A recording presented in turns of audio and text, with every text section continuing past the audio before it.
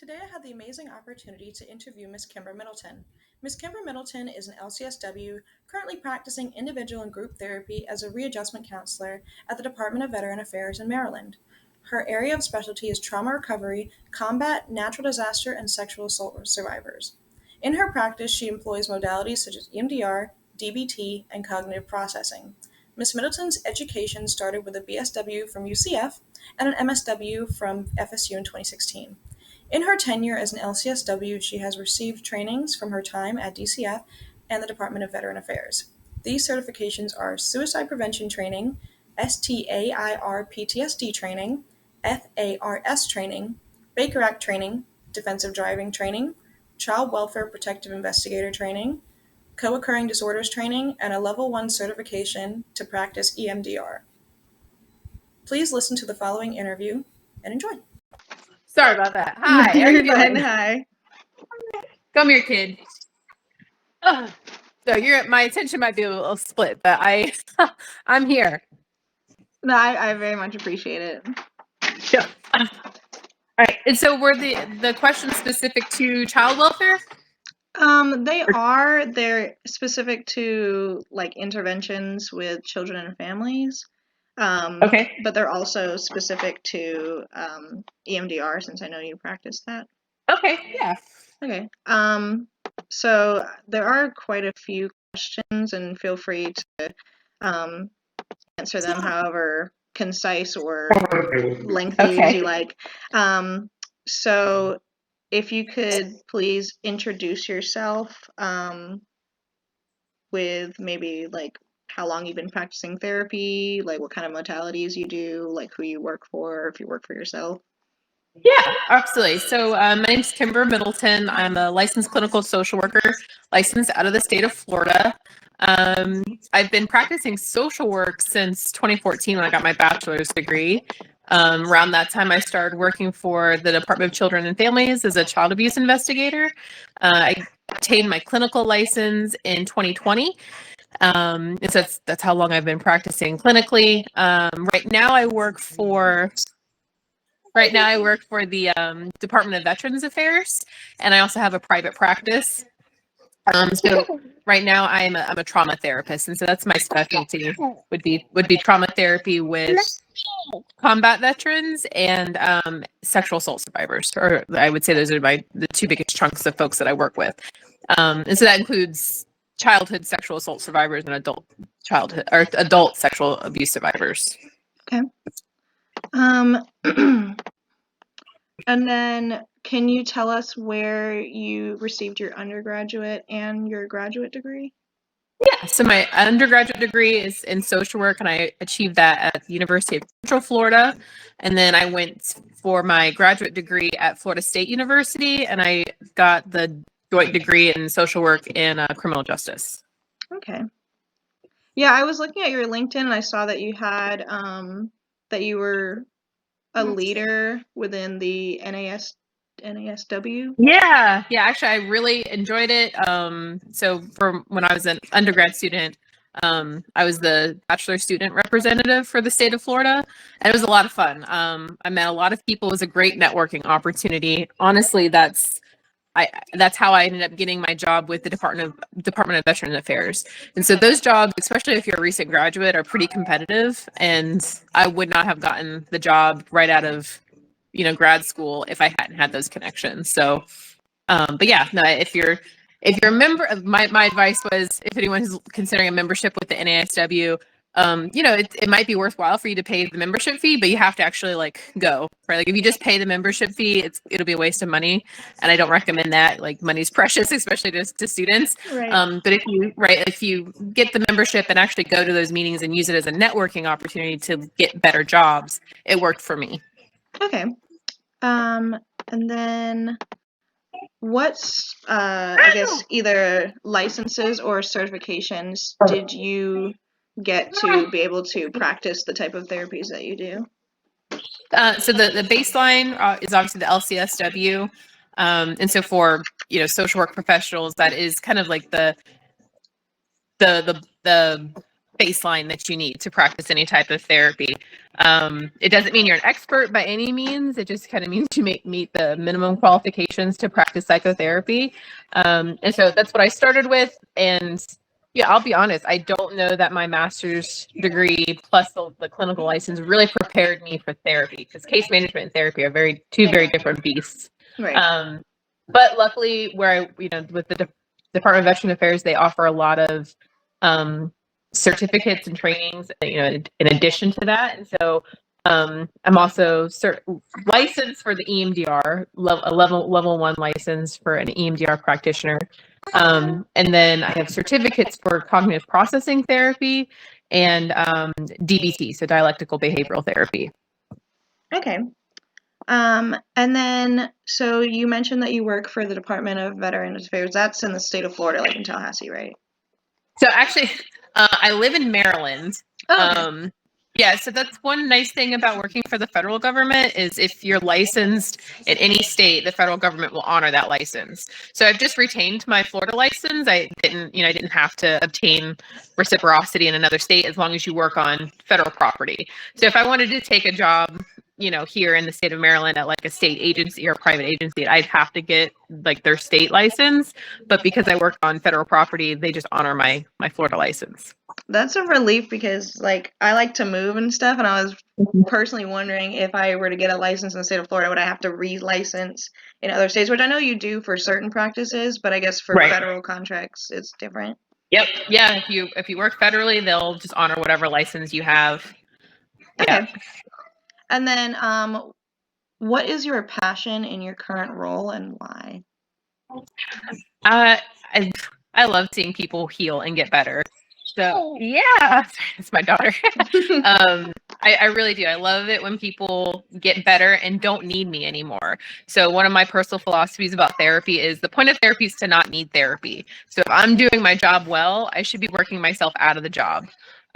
Anytime I hear someone say, "Oh, I love my therapist. I've been seeing them for 7 years," I'm like, a little red light goes off in my head. I'm like, yeah, like they're either not a good therapist or they're stringing you along and just collecting that copay. You know what I mean?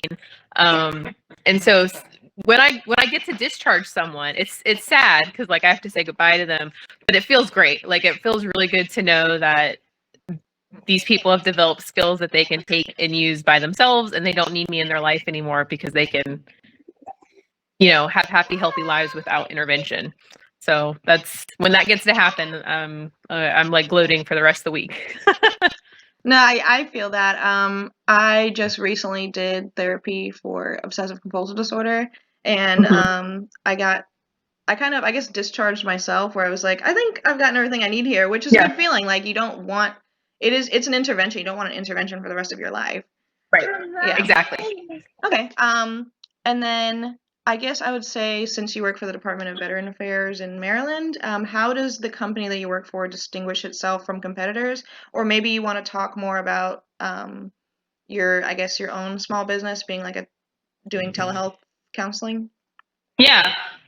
So I'll be honest. I've been with the Department of Veteran Affairs since 2018, and there's a lot of good things about it, especially as a recent graduate. I think as a recent graduate, the pay is competitive. So that's one way that they try to market themselves. I think that not having to worry, like on the federal side, you don't have to worry about billing codes or ICD codes and insurance and all that, right? Like I only have to worry about seeing my clients and making sure they get better. So that's definitely a benefit. They're not really as concerned about productivity reports, right? Because the Department of Veteran Affairs does not make money, right? So different from a lot of community-based clinics and private practices, like they have to earn money to stay afloat. The Department of Veteran Affairs, that's not like a top priority for them. So you really get to prioritize your clients. I think another benefit with the Department of Veteran Affairs is they have the resources to provide the continuing education credits. And so like my kid just wants to say hi, I guess. I very rarely have to, pay out of pocket for those continuing education credits, because it's in their best interest to keep me licensed. So they'll pay to have practitioners come in and provide those CUs for us. On the downside though, again, just being honest, I've been there since 2017. they are a little behind the curve when it comes to things like telehealth options. And once you become fully licensed and you're an experienced clinician, that the pay is not as dramatic, right? So there are some. She just wants to say hi. Hi. She's like in my face saying hi.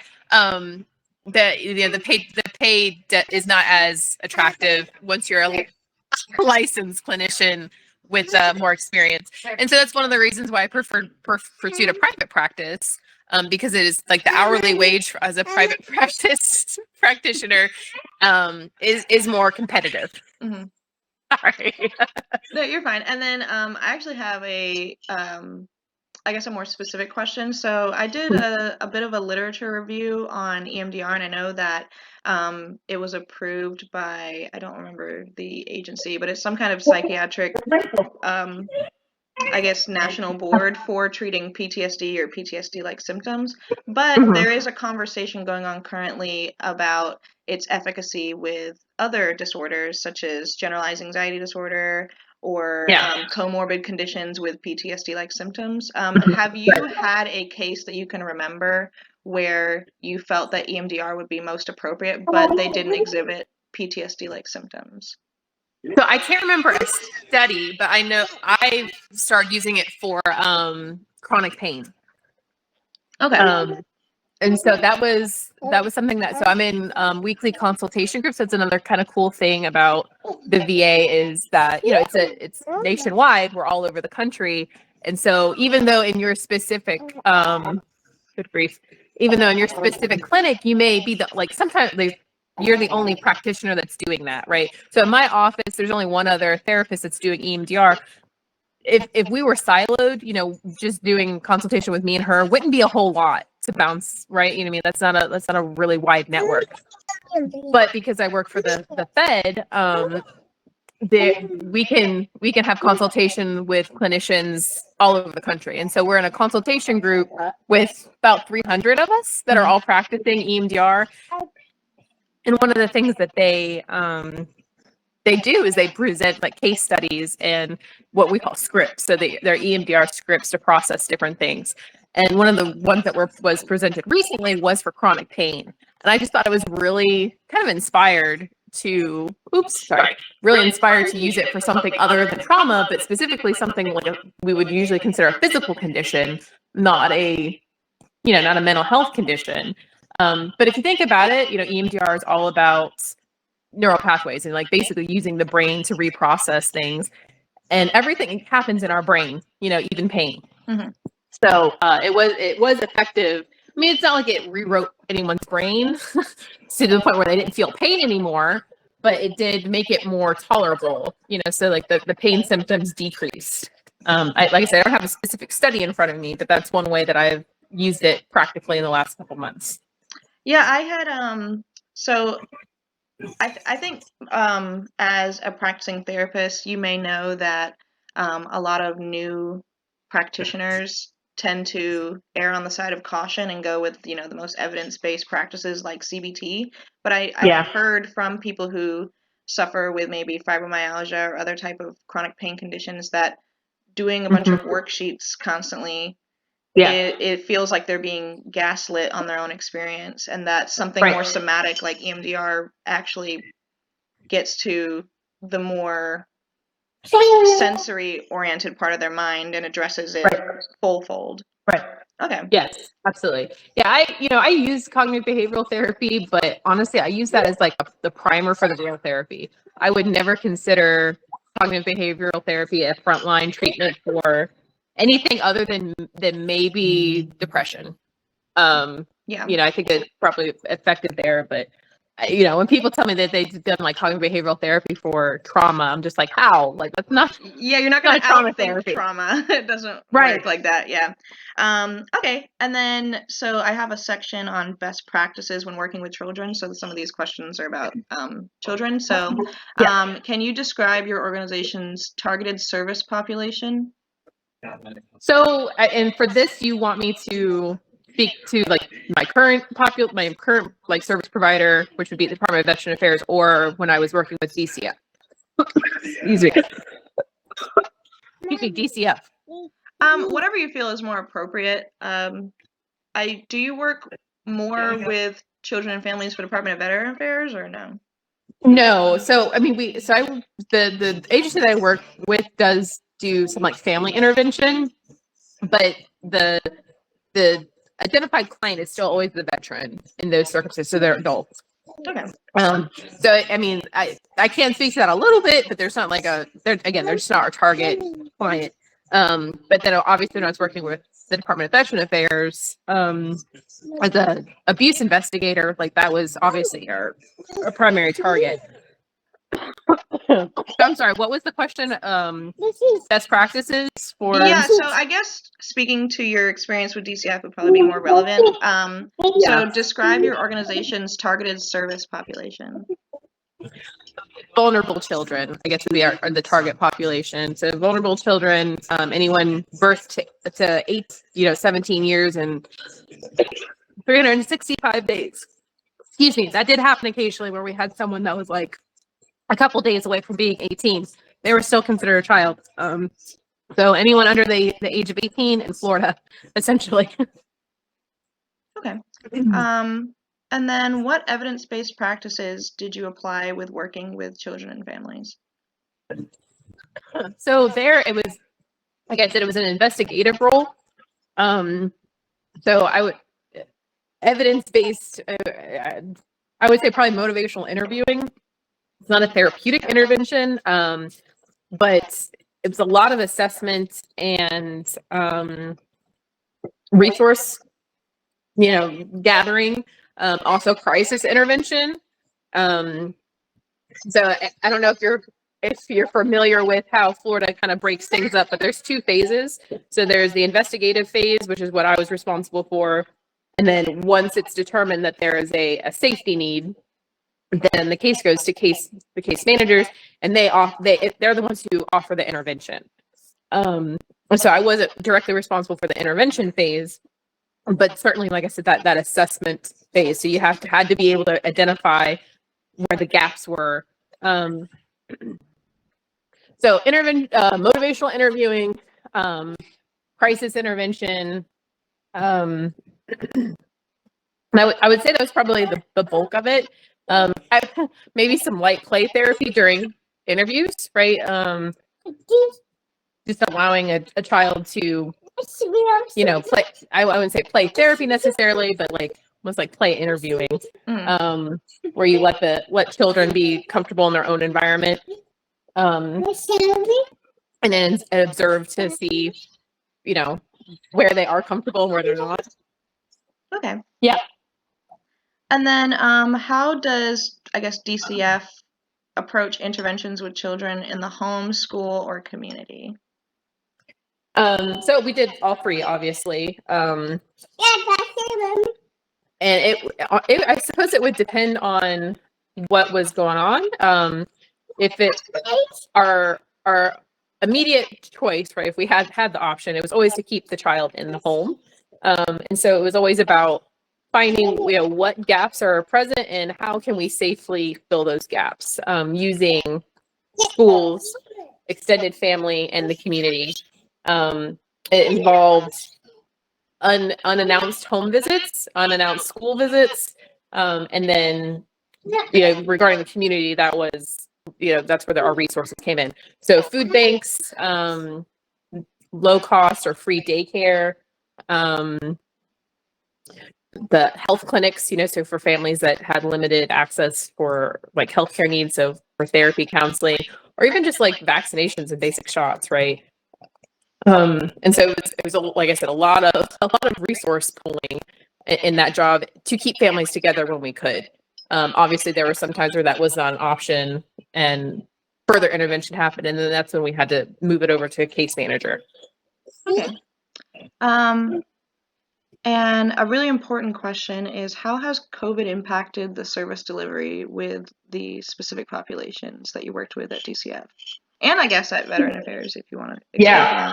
So yeah, both of these positions were considered what we call mission critical. So I meant like you don't get to not do your job anymore because of COVID.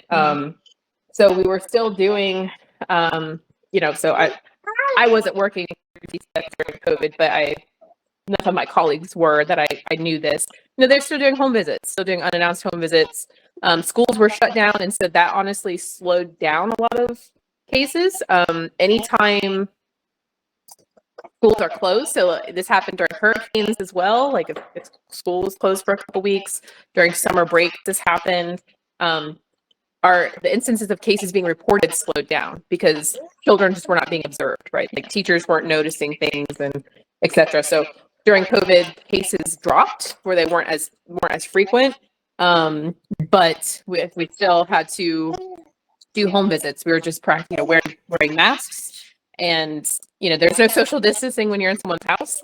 So it's just mask wearing, and then for the Department of Veterans Affairs, we really expanded our telehealth services. So that was one of those circumstances that, the VA did make a concession for that. A lot of outpatient mental health clinics, shut down, like where you could not come in for face-to-face visits. There were only telephone and video appointments available. Obviously, like the healthcare clinics, like primary care and everything else, they still had to be operational, but the therapy appointments were not considered essential for face-to-face. So to the VA's credit, they really did bulk up their video service options. And the way that has continued to impact us are a lot of people, especially our younger clients. So, people who are like 45 and younger, they don't want the in-person appointments anymore. Yeah, they're like I'm busy. I've got a job. I've got a family. It takes me 2 hours or more to leave work, drive there, have the appointment, and drive back. Versus me just going and sitting in my car for an hour and having my telehealth appointment. Yeah. Right. So the other way it's really impacted us is groups. So prior to COVID, this area especially had a lot of robust support style therapy groups. Now it's kind of like people just aren't interested. We don't have buy-in for groups. A lot of them were discontinued. So during COVID, again, we stopped running our groups. And we just there's not been an interest to get them back up and running from our clients. Like they're just kind of like, meh, take it or leave it. I'm fine. And they're not showing up for them. Yeah, I mean, so I have a class currently on social work with groups, and I didn't even know group therapy existed. Yeah. I was like, well, I don't want to share my problems with other people, and I feel like a lot of people in my generation are probably the same. Yes. Yeah. Yeah, it's strange. So our Korean War and Vietnam War veterans really liked the groups. They're the only ones we've got that are still doing it. And then what we call our post 9/11 veterans. So those are people who are in their 40s or younger. They don't want it. They don't care. And the other thing that kind of sucks is because there's such a high need. I think this came out of COVID too. I think the shutdown really made people aware of the things that they wanted to work on. Because all we all did was sit with our own thoughts for a couple months. Yeah. There's been a boom and an interest in healthcare. I think that's why we really saw the emergence of things like BetterHelp and all that kind of really take off, because there was people wanted therapy. It's another cultural difference. Years ago, people were embarrassed to say I'm seeing a therapist, and now it's almost in vogue. Everybody I know under the age of 20 is a therapist. Yeah. Right. It's cool now. So there's this need for therapy. The VA is seeing that, where we have an increased need for people wanting the counseling. And so the VA's answer to that is more groups, because they don't have enough providers to do the individual work. But the same population that wants to do therapy also does not want to do groups. So we're not really meeting the needs of our clients right now for that reason. Yeah, I mean, I understand that, from demographics, from a demographic standpoint, I think the older generation, they had more physical community with people because they weren't reliant on the internet, and they didn't grow up with that as being a part of their psyche. Okay, I can hear you a little bit better now. Yeah, my laptop was dying. I just had to plug it in. Okay, that was the problem. I was closing apps. I was it got really wonky there for a second, but I think I heard you were talking about the generational difference, that people older than us had more physical community, and I totally agree. I think that's a big part of it. It's a generational difference. And then I had written some of my own questions, so they're a little lengthy. Okay. So I have heard from a few people that they turned to EMDR because CBT didn't address their complex trauma, such as neurodivergent individuals. What has been your experience employing EMDR for sensory sensitive people like children with autism and ADHD?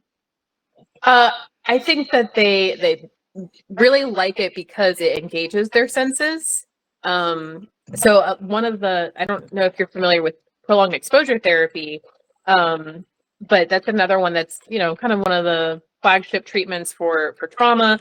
One of the things that they recently have adopted from EMDR that helps them allow people to process more easily through like prolonged exposure therapy is getting out a piece of paper and scribbling while they're doing the reprocessing through prolonged exposure therapy. And it's because like we are like our whole person, our whole experience is more than just like what's going on up here. It's also our body, right? And so I think that the beauty of EMDR, whether you're using a light bar or the tappers, your physical self is engaged with this therapy. You're not just in your head, right? Your eyes or your hands or whatever the case may be, or if you're doing the like the butterfly tapping, it engages the physical self, and I think that helps keep us grounded. But it also gives some place for that energy to go. So I've had a lot of success for people who have failed. If they've failed CPT or prolonged exposure therapy, they do well with EMDR. And I think it's twofold. I think it's that physical processing, but I also think it's a lack of the back and forth. So a lot of people, like, the thing that they like least about trauma therapy is having to talk about it, just like rehashing the same thing over and over and over again. In EMDR, you don't have that same back and forth. It doesn't require you to regurgitate the same script over and over and over again. No, thank you. So like I said, I think it's those two things. I think it's engaging the physical body, but then also like just not having to verbally recount the horrible things that happened to you in order to feel better. There's less suffering involved. That's one of the ways my coworker put it. EMDR does not make our clients suffer the same way some other forms of trauma therapy do. Yeah, I think a lot of the time it's a concern of therapists of like how much re-traumatization is necessary to get them to transition to like the working stage of therapy. Right. Yep. Okay. I agree. And then my other question is, according to the required text from my course in social work with children, the most effective type of interventions for children are the ones that involve their families. So how do you involve the families of your clients who practice EMDR or other modalities of therapy? So I would agree. I mean, as long as that can be done safely and ethically, i.e., like the caregiver's not the one responsible for the trauma. I think that generally speaking, that is good wisdom, that having families involved helps a child to heal. For the EMDR, it's not the sexy answer. That's one of my catchphrases for therapy. Sometimes there's not a sexy answer. It's a lot of psychoeducation. I describe myself as being a kind of therapist that's like, let's look behind the curtain, like the Wizard of Oz, let's look behind the curtain together. Mm-hmm. I don't think therapy should be a surprise. I don't think therapy should be like I have all the details and you don't know how this thing's really functioning. You're just going to see the results. I think that's really unethical. I think that people struggle to have buy-in sometimes. And so lots and lots and lots of psychoeducation for both the child and the parent, right? Especially when it comes to trauma therapy. One of the things that I hear all the time are that trauma therapists do not tell their clients what they can expect. And honestly, like the main thing you can expect is trauma therapy will make you worse before it will make you better. Because most people are practicing avoidance and repression to manage their trauma. And then trauma therapy is the complete opposite. We're doing a U-turn and we're driving right into it. And so in the beginning of treatment, you can expect an increase in anxiety, in nightmares, in irritability, and intrusive thoughts. You're going to remember things you forgot. Sorry, my kid again. But a lot of therapists, I have realized, do not tell their clients that. And so people come to you thinking, Claire, I hear you, sweetheart. I hear you. A lot of people come to therapy thinking that they're going to feel better.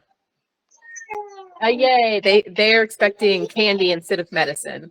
And so that's a part of my psychoeducation, especially with parents. Like, yes, I understand you're here to help your kids recover and get better and behave better, right? Because that's a lot of parents, that's really what they're interested in. They're looking for those behavioral changes. But giving them the knowledge up front that, hey, this kid's gonna leave here zonked, like emotionally drained, and then the next couple days they may be irritable, they may be in their head a lot, they may be preoccupied, they might have an increase in nightmares, and all of that is normal, and this is how you can support them.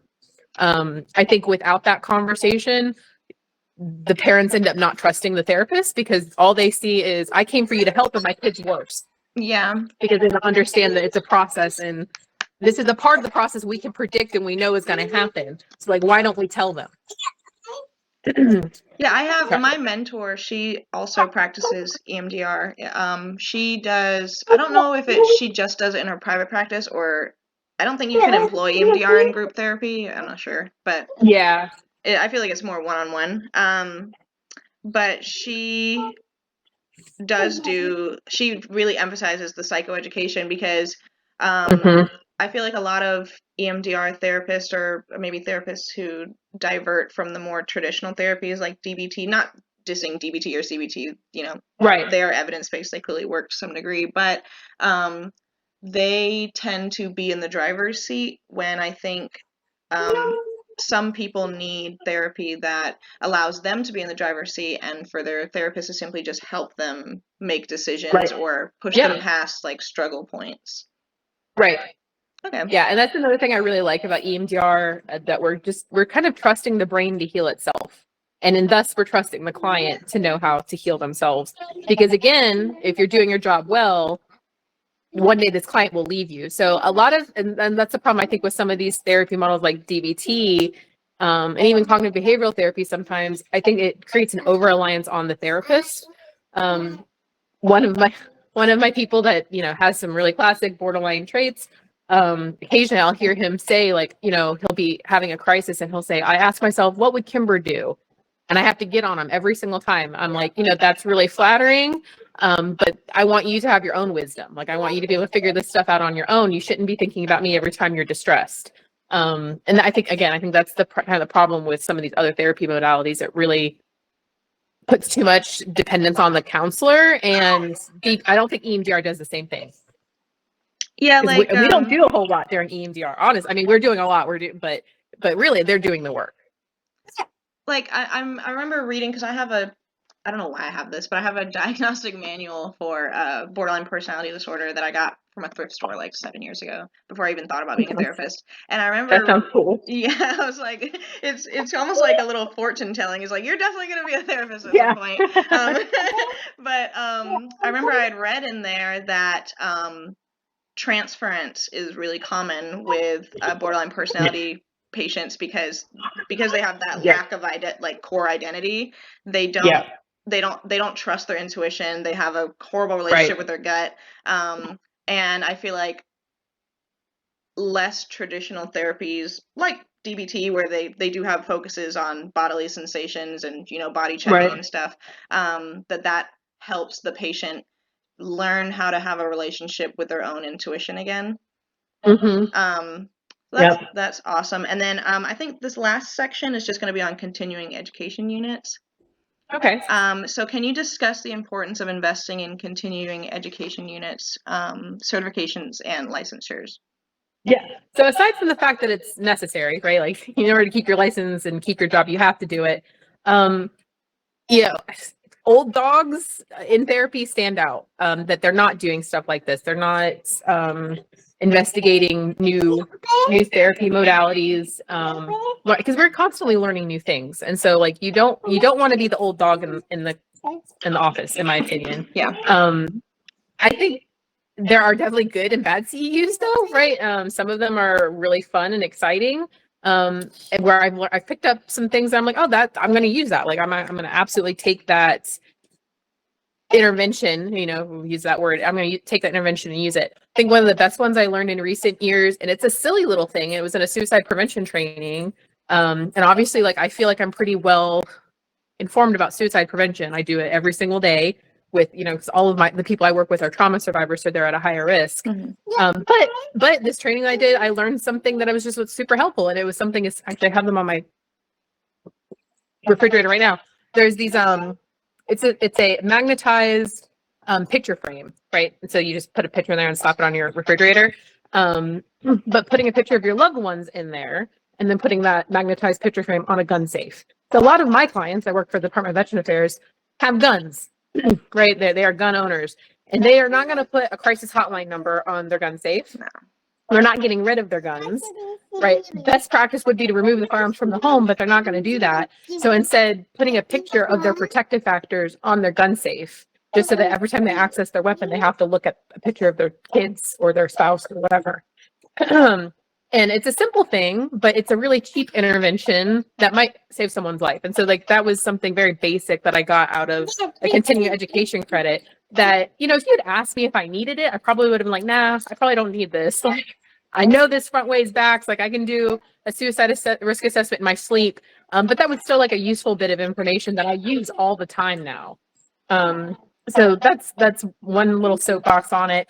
The other thing is networking. You know, you meet other providers in those trainings. The facilitator themselves might be someone that you would want to learn from, and they might be willing to mentor you. That's happened a few times where I look at their resume and they've done some stuff. I'm like, I want to do this stuff.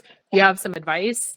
Yeah, and I guess those are my top three. You know, like I said, you don't want to be the oldest clinician in the office that's only using old tricks. Yeah. You want to be open to new ideas. Two, there's like those nuggets of wisdom, even if it's something you feel very confident in, you've already done thousands of trainings on, like there are novel ideas in those trainings. And then three is networking. Okay. And then can you share continuing education units that you have obtained in the past 3 years? So I've recently, like the past 12 months is when I completed the EMDR training. And I also did a DBT training. You know, I felt like it was helpful a little bit. You know, that because that is still considered the frontline treatment for folks who are diagnosed with borderline personality. Mm-hmm. It is one of those things that I like, you know, I'll pick and choose which things I think are most useful. But if it's, you know, when you're doing consultation and every single provider tells you you need to apply this modality to this type of person, I think ethically you're kind of obligated to give it a shot. So sorry, EMDR and DBT. And then over this last summer, I also did a suicide prevention training. And then on telehealth therapy. Sorry, my kid is really upset right now. It's okay. I mean, it's not. He's okay, a mommy but... girl. Kiddo. Hey, you're all right. It's not that bad. Hold on 1 second. It is not that bad. I even know if it's sorry. There you go. She is a mama's girl, and I've not been giving her attention, so she's. No, I used to be a daycare teacher, so I'm. Oh yeah, you got it then. Yeah, I get it. Yeah. So yeah, I would say that those are the ones that are standing out. The EMDR, the DBT, suicide prevention, and the telehealth training. So telehealth is one of those things that like it's here and it's not going anywhere. And that's another one that will probably start to feel very tedious, that we'll all continue to get retrained on it. But it's a totally different ballgame, right? So it's happened to me a few times where I've been on a telehealth appointment and someone has been, you know, maybe not actively suicidal, but like they're pretty dang close and need immediate intervention. Yeah. And then they're like one time, I'm not even kidding you, their phone died, right? Like battery died. You know, and like, what do you do? Exactly. What do you do in those moments? And so like that kind of training, you know, you need to have that kind of training for the oh shit moments when it's something you didn't plan for happens and they're not in the room with you. Yeah. You know, my heart breaks, but one day a telehealth therapist is going to watch their clients commit some self-harm. You know what I mean? Like it's going to happen. Yeah. And so we really need to, as a profession, we've got to have some rules in our playbook about how to handle these situations. I've seen a lot of clinicians get lazy and not confirm a client's location during a video appointment. And I think that's a huge like legal and ethical risk that you're taking. Every time you have a video appointment, the first thing you need to be contracting for safety and confirm the location of your client. Because if something happens, you need to know where to send emergency services. Yeah, like Sorry. I just did an educational round with the public safety complex here, and they said that the like on TV script for dispatchers is completely inaccurate. It's not what's the state of your emergency, it's what's the location of your emergency. Yep. Yes. Yeah. Where are you? That needs to be the first thing that every time. And like I said, when you do telehealth therapy a lot, or you've been seeing the same person for a while, like you can get complacent and a little lazy. You cannot have a packet. Yeah, I think providers probably struggle with the human nature of like, hey, I'm in a career where I'm constantly challenged, so I'm going to take opportunities to relax where I feel comfortable and familiar, and I think that can be a trap. Yes. Yeah. Yeah. Because your client is depending on you to be on your A game. Not obviously perfect, but Right. to continue to have the same level of concern and care for them Right. throughout their entire Yeah. treatment. Right. Yeah. One of the ways I phrase it, like for us, it's another day, right? We do this every day, all day, but oftentimes we see people on the worst day of their life. Yeah. They, by virtue of what you do, something is wrong with their life right now. Because if everything was perfect, they wouldn't be seeing you, right? Yeah. So it should be humbling. It should be humbling to be able to experience someone at their absolute worst. But with burnout and all that, it's really easy for people to forget that. Yeah, I mean, that's definitely something I would have to monitor for because I like a challenge, but it's human nature to want to be like, challenge, rest. And it's like, you have to, I guess that's where, because I don't know whenever you were in school that they really emphasize self-care, but they say self-care like every class session. Yeah. And I think that's an important part of being I guess on your A game whenever you're with clients is like whenever you have the time to decompress and process what you've heard all day. Right. Yeah. And that's another thing. Like, I agree. All of these agencies are always talking about the importance of self-care, but they also often talk out of both sides of their mouth. And they very much make it seem like self-care is your problem and it's something you should be prioritizing, but they don't necessarily make it easy, to implement that as a policy. You know what I mean? They have policies written about how many clients you need to see, but not how many, there's not a policy written on how many breaks you should be seeing. Right, that kind of stuff. Yeah, I mean, I would chalk that up to good old capitalism, but that too. Yeah. Okay. It's always capitalism. Yes. That is something that I feel like I'm going to be frustrated with throughout my career. Yeah. Yeah. And then what does the company that you work for now, the Department of Veteran Affairs, do to demonstrate its commitment in investing in people's professional development, such as continuing education units? Yeah, so I would say like the basic continuing education credit. So they're familiar with what we need. So every however many years you need so many ethics and cultural diversity and cultural we don't call it cultural competency anymore, cultural humility courses. And so they will make sure we have the bread and butter ones that we all need all the time. But like I said, too, the VA's credit, they do spell out for the more expensive certification trainings. And those are not cheap. They're like $1,200 a person, and they're enrolling, 500 people in it. Yeah.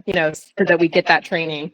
And then on top of just the training is also the equipment. So like EMDR specifically, you have to have the light bar or the tappers. And so I was lucky enough that they purchased both for me. Your legs work just fine. And so the willingness to pay for the courses, but then also for the equipment. Textbooks too, so if there are training manuals or even manuals that we would give to our clients, they'll pay for that. And I think that's probably the bulk of it. Occasionally we do trainings, they'll do like in-person trainings. So they'll send us to some mediocre hotel and at a conference center. But at least it's a break away from the office, Yeah. And then what advice would you give to me personally to advance my career in social work? And I guess more specifically for me, I definitely want to have like my own private practice one day. So what advice would you have for that?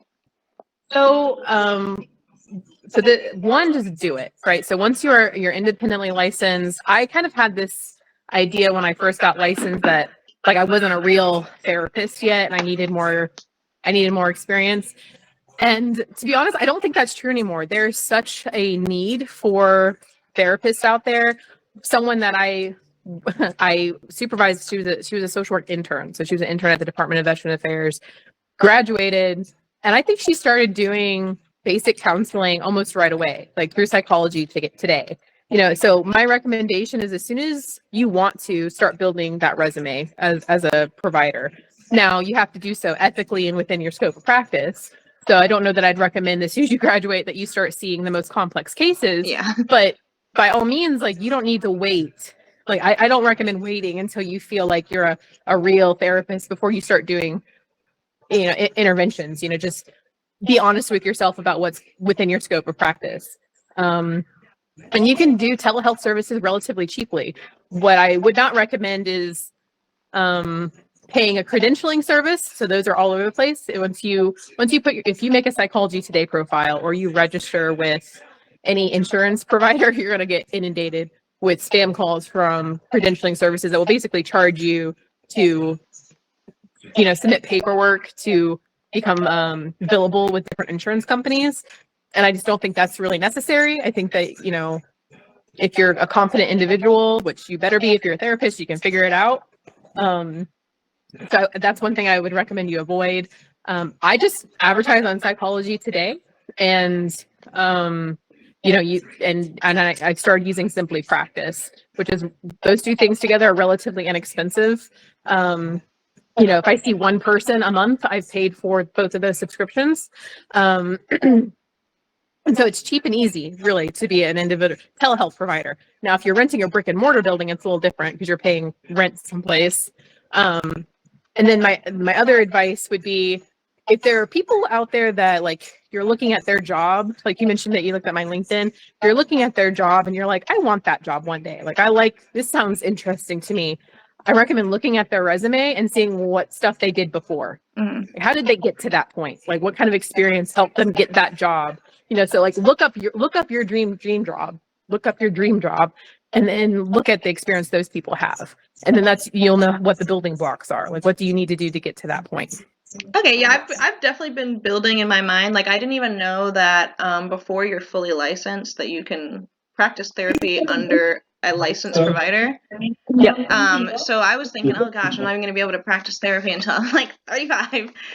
Yeah. But I'm excited that because I have quite a few colleagues in social work, and one of them, I think, what is it? It's like a LRCSW or something. Yeah. Where she's been practicing therapy for 2 years, but it's under the supervision of somebody who has the full license. So they will go over like case notes with her, or she will consult with them if she feels that it's like a more complex case. Yes. Yeah, so that's definitely exciting to me. And then I always kind of wanted my own brick and mortar building, but then I was like, you know what? Like, I would love to be able to travel or have like freedom of location. And it's really exciting to hear that if I were to just utilize something like Simply Practice or Psychology Today, that I could run my own telehealth company. Yeah. So. And I mean, I think that's from a, capitalism again, from like a money standpoint, I think it makes more sense to start there. Mm-hmm. And then once you have the caseload and the income to support a brick and mortar building, that's something you can consider.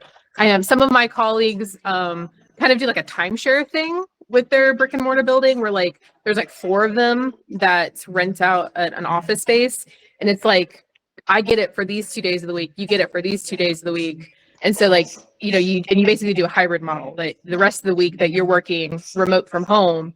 But then if you have someone that you want to be in person for, and I got to be honest, like EMDR is one of those things that it just kind of depends. Like some people I will do EMDR with virtually, and some people I'm like, no, I'm sorry, you're not a good candidate for virtual. I really recommend that you find an in-person provider. Yeah. Because it is one of those things that like, I've done EMDR with someone before and they almost threw up, right? Like the emotional and physical response was so intense for them that they thought they were going to vomit. So there's definitely a benefit to having the brick and mortar, but I think there are smart ways to do it that it doesn't, that you're not running like a, negative or, just barely breaking even on your costs, because renting is expensive, renting a business space is expensive. So that might be something else to look into, like the timeshare kind of thing where you're splitting the space a couple ways with different therapists. And then, I do like, I have one one colleague that down in Sarasota, she kind of basically inherited a practice from someone else that was retiring. And so like got all of his clients and just kind of took over the rent there. And that kind of worked out. But that goes back to networking. You kind of have to know the providers in your area. Yeah, like my mentor, she does the office sharing where she'll only be in the office on Tuesday and Thursdays. Yep. Yeah. Which is great to hear, like, just from multiple different people, because you never know what's good advice, but you kind of have an inkling. It's like, well, I've heard it from multiple people who have no relation to each other, so. Right. Yeah. Yes, that's true.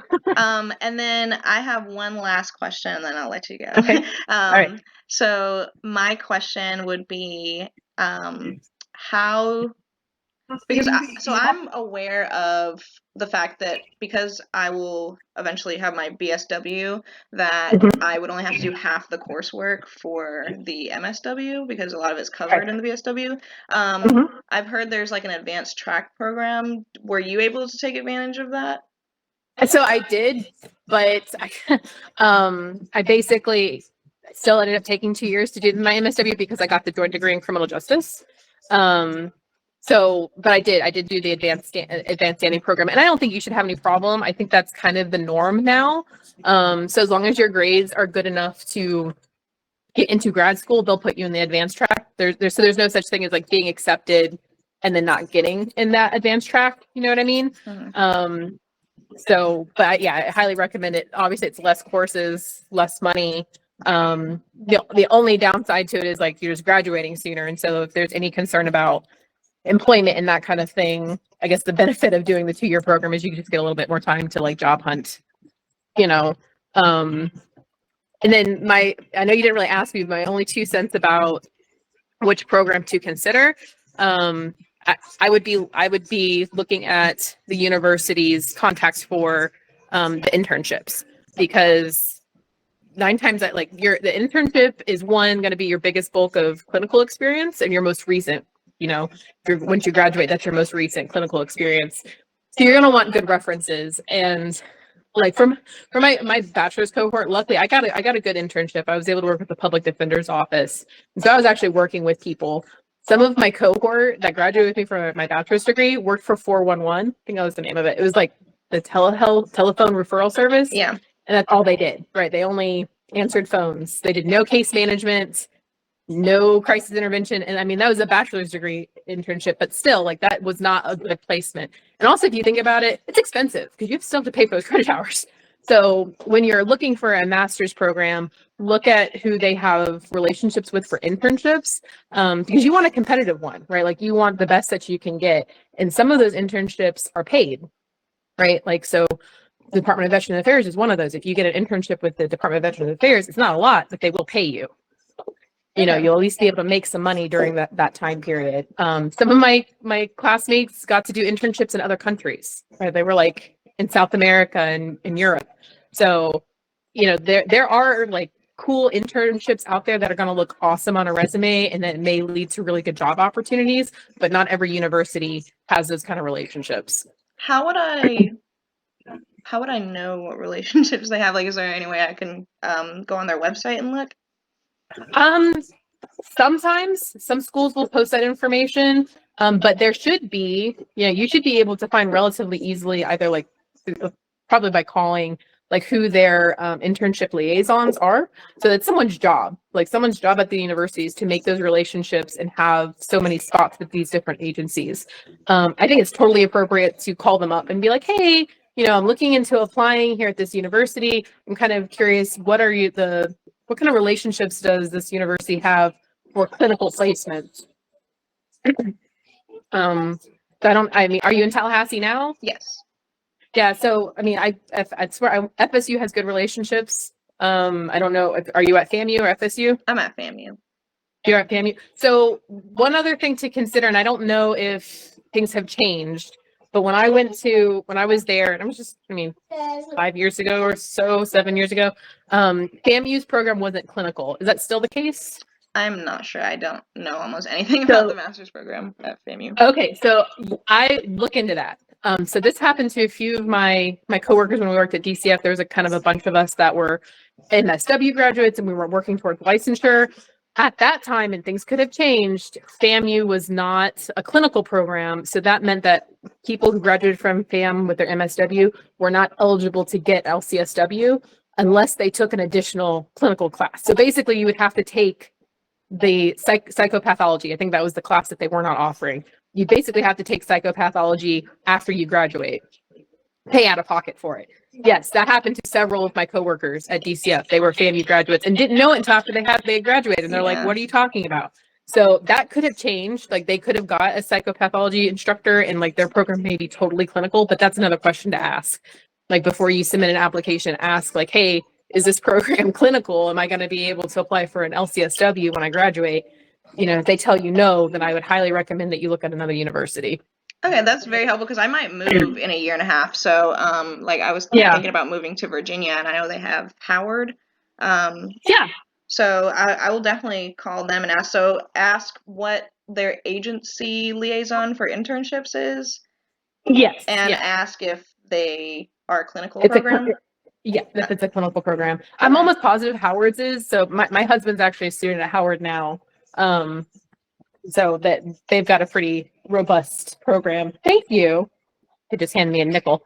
But yeah, any university that you're considering applying for, I think that those are two really, really relevant questions. And I mean, that's their, like the liaisons, like that's their job. Their job is to find the best contacts and build up the best options for their potential students. And that should be a selling point for the university. Like that's one of the things that's supposed to attract high quality candidates. Okay. Well, I just want to thank you so much for doing this on short notice. And I'm sorry my attention's been all over the place. No, you're fine. It's my fault. I should have done more planning. But I value the advice that you've given me. I really appreciate your time, and I just wanted to say a huge thank you for doing this with me. It was so helpful. Yeah, absolutely. If I can do anything else in the future, let me know, and I'll do my best to make it work. Okay, definitely. I'm always looking for mentors, not like so intense that we need to talk all the time, but if I have any questions or I guess concerns in my career, I guess I'll reach out. Yeah, absolutely. I'd welcome it. Seriously. All right. Well, thank you. I got to run to the grocery store. But good luck on your assignment and good luck finding an MSW program. All right. Thank you so much. Yeah. Bye. Bye.